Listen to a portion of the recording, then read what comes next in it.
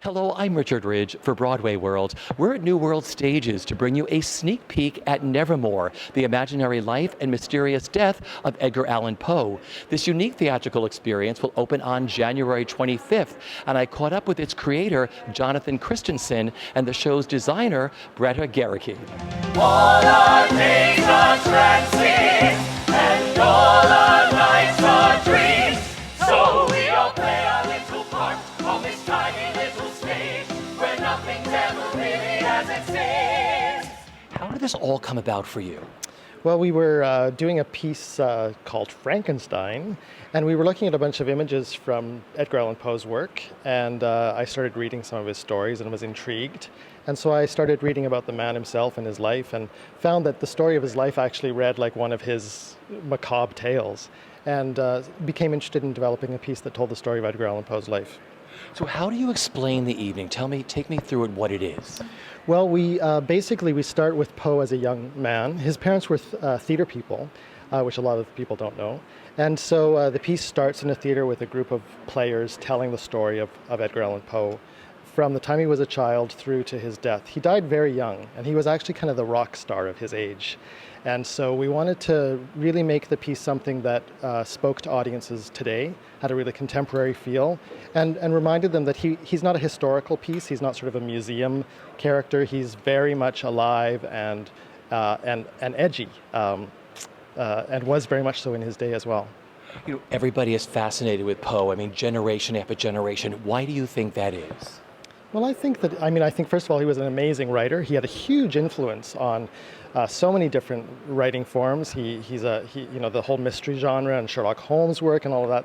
It's all very much a product of stuff that he was writing. But it's just beautiful, evocative work. It really takes you on a huge emotional journey. I think it speaks to people just as much today as it always did. And the thing about this show is it's not really made for people who necessarily know Poe's work. It's for people who've never even been introduced to it. I think that you can go on an amazing journey and get a beautiful taste of what Poe's all about through Nevermore. The name of Poe, it's cursed, my boy, and things never go our way. He'd go on to say, good things don't come to those who wait. The best things in life are not free.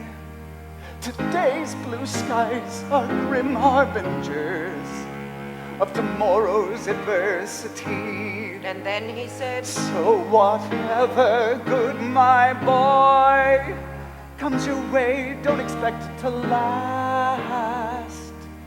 For the name of Poe, it's cursed, my boy, and you'll never escape your past.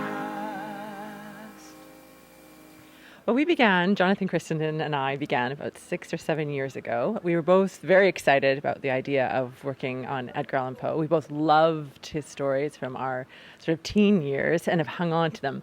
And one of the things we were excited by is in the theater, it's very difficult to scare people because that's something sort of reserved for film most often because of point of view, I think. And we were excited by the prospect of scaring an audience and then pulling them back in with the beautiful romantic heartfelt stories of Edgar, and also about his life and what his life was with the bits and pieces that we know.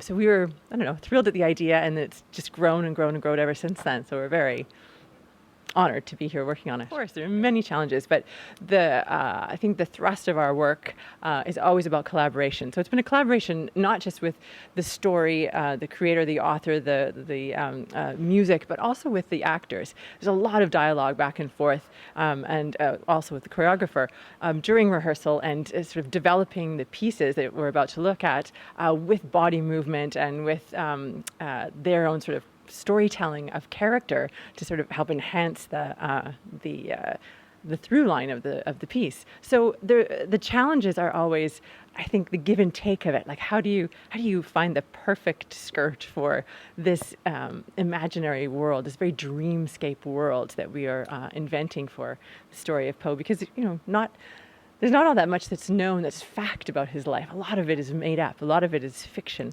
And so our fiction is added to their fiction and his fiction. And how do you then keep the story real and full of compassion and generosity and mystery, but also make sure that everyone is sort of contributing to the storytelling in the way that you need. At other times, though, Edgar's mother was different. Her mood became sunny and bright. And she danced around their tenement flat and sang songs late into the night. Here we go. All our days are trances, and all our nights are dreams. So we play our little part on this tiny little stage where nothing's ever really as it seems. What are these?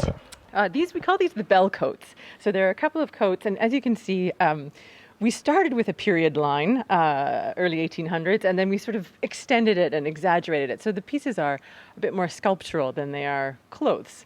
And we've also experimented with structure and with materials. So these are made out of tissue paper, landscape fabric, masking tape, lots of glue. This is all hot glue gun.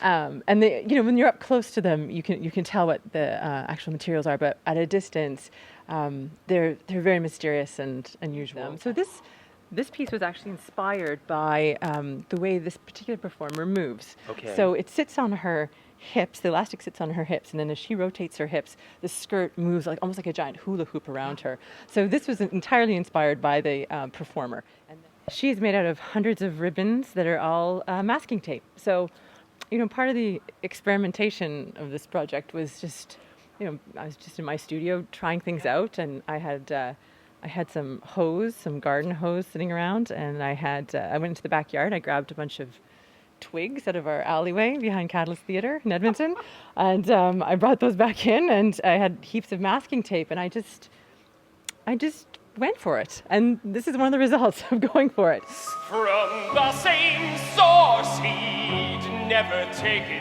his sorrow. He could not